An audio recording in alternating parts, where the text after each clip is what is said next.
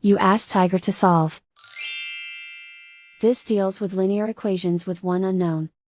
The final result is v equals 33. Let's solve it step by step. Isolate the v.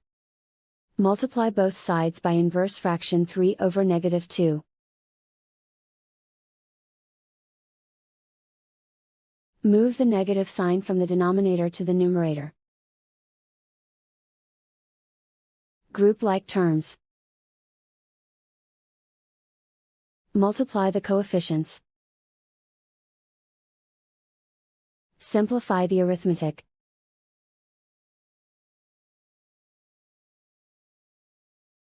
Move the negative sign from the denominator to the numerator. Multiply the fractions. Simplify the arithmetic. And so the final result is v equals 33.